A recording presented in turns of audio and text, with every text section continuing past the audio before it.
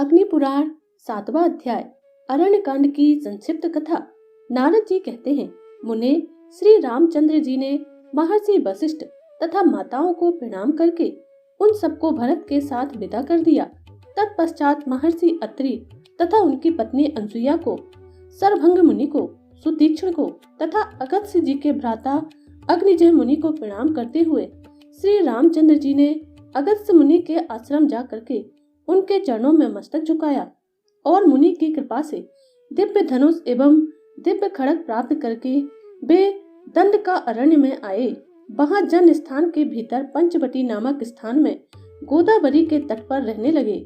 एक दिन शूर्पणखा नाम वाली भयंकर राक्षसी राम, लक्ष्मण और सीता को खा जाने के लिए पंचवटी में आई, किंतु श्री रामचंद्र जी का अत्यंत मनोहर रूप देखकर वह काम के अधीन हो गई और बोली, तुम कौन हो, कहां से आए हो? मेरी प्रार्थना से अब तुम मेरे पति हो जाओ। यदि मेरे साथ तुम्हारा संबंध होने में ये दोनों सीता और लक्ष्मण बाधक हैं, तो मैं इन दोनों को अभी खाए लेती हूँ। ऐसा कहकर वह उन्हें खा जाने को तैयार हो गई। तब श्री रामचंद्र जी के कहने से लक्ष्मण ने शूर्पणखा की नाक और दोनों कान भी काट लिए। कटे हुए अंगों से रक्त की धारा बहाती हुई शूर्पणखा अपने भाई खर के पास गई और इस प्रकार बोली, खर, मेरी नाक कट गई। इस अपमान के बाद मैं जीवित नहीं रह सकती। अब तो मेरा जीवन तभी रह सकता है जबकि तुम मुझे राम का, उनकी पत्नी सीता तथा उनके छोटे भाई लक्ष्मण का गरम गरम रक्त पिलाओ। खर ने उसको बहुत अच्छा कहकर शांत किया और दूसर तथा तीसरा के साथ 14,000 राक्षसों की सेना ले श्री रामचंद्र जी पर चढ़ाई की। श्री राम ने भी उन सबका सामना किया और अपने बाणों से राक्षसों की सेना को बांधना आरंभ किया। शत्रुओं के हाथी, घोड़े, रथ और पैदल सहित समस्त चतुरंगिणी सेना को उन्होंने यमलोक पहुंचा दिया तथा अपने साथ युद्ध करने वाले भयंकर राक्षस खर और दूषण एवं त्रिशिरा को भी मौत के घाट उतार दिया। अब शूर्पणखा लंका में गई और रावण के सामने जा पृथ्वी पर गिर पड़ी। उसने क्रोध में भरकर रावण से कहा, अरे, तू राजा और रक्षक कहलाने योग्य नहीं है। खर आदि समस्त राक्षसों का संहार करने वाले राम की पत्नी सीता को हर ले। मैं राम और लक्ष्मण का रक्त पीकर ही जीवित रहूंगी, अन्यथा नहीं। शूर्पणखा की बात सुनकर रावण ने कहा, अच्छा, ऐसा ही होगा। फिर उसने मारीच से कहा, तुम स्वर्णमय विचित्र मृग का रूप धारण करके सीता के सामने जाओ और राम तथा लक्ष्मण को अपने पीछे आश्रम से दूर हटा लो। मैं सीता का हरण करूंगा। यदि मेरी बात ना मानोगे तो तुम्हारी मृत्यु निश्चित है।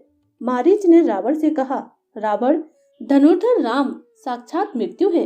फिर उसने मन ही मन सोचा, यदि नहीं जाऊंगा तो रावण के हाथों से मरना होगा और जाऊंगा तो श्री राम के हाथ से। इस प्रकार यदि मरना अनिवार्य है तो इसके लिए श्री राम ही श्रेष्ठ हैं, रावण नहीं, क्योंकि श्री राम के हाथ से मृत्यु होने पर मेरी मुक्ति हो जाएगी।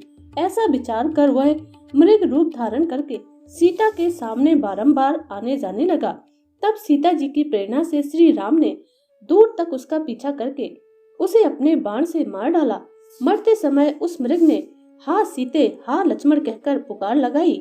उस समय सीता के कहने से लक्ष्मण अपनी इच्छा के विरुद्ध श्री रामचंद्र जी के पास गए।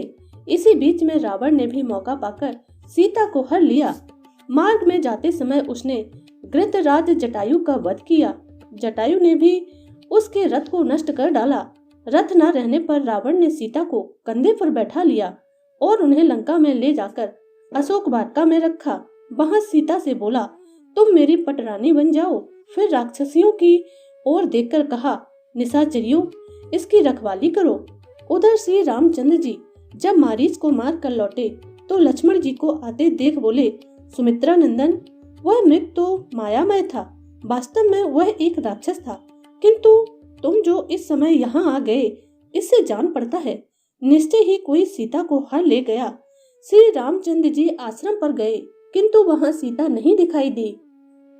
उस मार्ग से आर्त होकर शोक और विलाप करने लगे, हा प्रिय जानकी, तू मुझे छोड़कर कहाँ चली गई?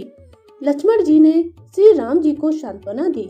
तब वे वन में घूम घूम कर सीता जी की खोज करने लगे। इसी समय इनकी जटायु से भेंट हुई।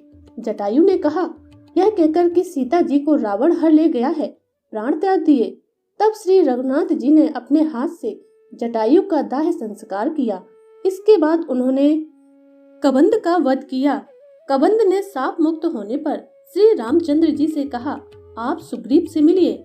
इस प्रकार आदि आग्नेय महापुराण में रामायण कथा के अंतर्गत अरण्य कांड की कथा का वर्णन विषयक 7वां अध्याय पूरा हुआ। अग्नि पुराण 8वां अध्याय किष्किंधा कांड की संक्षिप्त कथा। नारद जी कहते हैं, श्री रामचंद्र जी पंपा सरोवर पर जाकर सीता के लिए शोक करने लगे। वहां वे सबरी से मिले।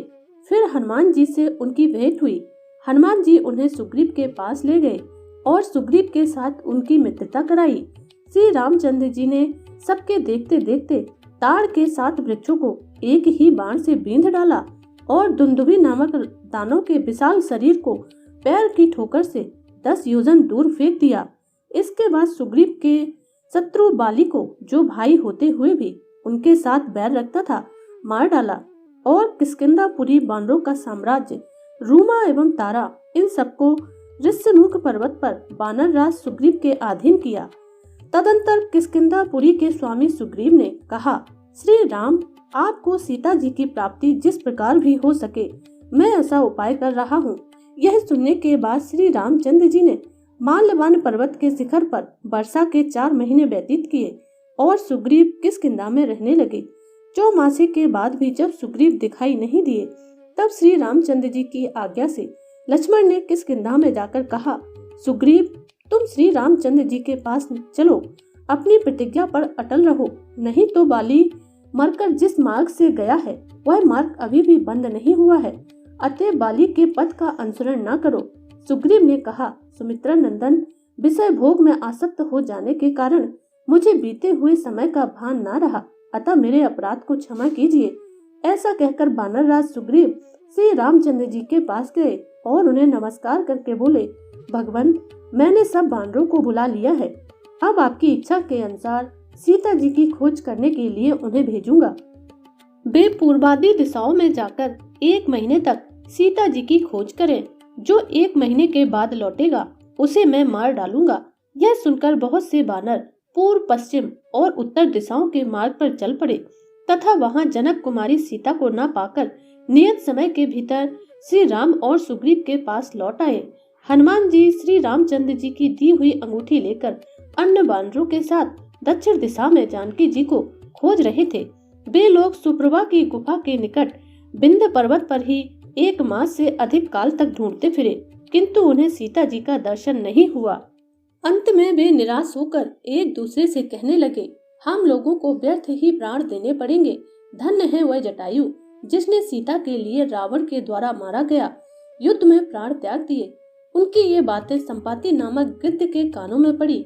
वह बानरों के प्राण त्याग की चर्चा से उनके खाने की ताक में लगा था, किंतु जटायु की चर्चा सुनकर रुक गया और बोला, बानरों, जटायु मेरा भाई था। वह मेरे ही साथ सूर्य मंडल की ओर उड़ा चला जा रहा था। मैंने अपनी पांखों की ओट में रखकर सूर्य की प्रखर किरणों के ताप से उसे बचाया, अतः वह तो सकुशल बच गया, किंतु मेरी पांखें जल गईं, इसीलिए मैं यहीं गिर पड़ा। आज श्री रामचंद्र जी की वार्ता सुनने से फिर मेरे पंख निकल आए। अब मैं जानकी जी को देखता हूँ। वे लंका में अशोक वाटिका के भीतर है। लवण समुद्र के द्वीप में त्रिकूट पर्वत पर लंका बसी हुई है। यहाँ से वहाँ तक का समुद्र 100 योजन विस्तृत है। यह जानकर सब बानर श्री राम और सुग्रीव के पास जाएं और उन्हें यह समाचार बता दें। इस प्रकार आदि आग्नेय महापुराण में रामायण कथा के अंतर्गत किष्किंधा कांड की कथा का वर्णन नामक 8वां अध्याय पूरा हुआ।